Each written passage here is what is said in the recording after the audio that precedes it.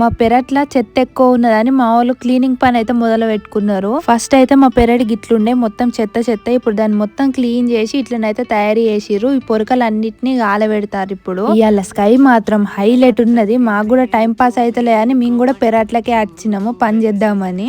మనం పని చేస్తే ఎట్లుంటుందో తెలుసు కదా, పని చేసుడు తక్కువ, డిస్టర్బెన్స్ చేసుడు ఎక్కువ. మంచిగా పచ్చగా గడ్డి మొలిసింది, అందుకే ఆవులు రోజు వస్తాయి తినటానికి. తాడి చెట్టుకు రాగి చెట్టు ఎట్లా మొలిచిందో చూడుర్రి, మొత్తం అల్లుకొని పోయింది తాడి చెట్టును. ఇక్కడ ఒక నేచురల్ షాంపూ ఉన్నది, అదేంటిదంటే కుంకుడుకాయ చెట్టు. దానికి ఇప్పుడు కాయలు లేవు. మా చిన్నగాడు అయితే మంచిగా ఎంజాయ్ చేస్తాడు పెరట్లా తిరుక్కుంటా. మేము కొన్ని కూరగాయల విత్తనాలు పెట్టినాం, వాటికి వాటర్ పోద్దామని అయితే పోతాన్నా. ఇంటి చుట్టూరు చెట్లుంటే మంచిగా అనిపిస్తుంది కదా, ఎటు చూసినా గ్రీనరీ కనబడుతుంది. నాకైతే ఇంటి చుట్టూరు చెట్లుంటే మస్తు ఇష్టము. ఇంట్లో నుంచి బయటకు వెళ్ళంగానే చెట్లు కనబడాలి, ఎంత ప్రశాంతంగా అనిపిస్తుందో. మనకి ఎంత స్ట్రెస్ ఉన్నా స్ట్రెస్ అంతా రిలీఫ్ అవుతుంది. స్కై చూడుండ్రి ఎంత మంచిగా కనబడుతుందో. ఉంటా మళ్ళా, బాయ్.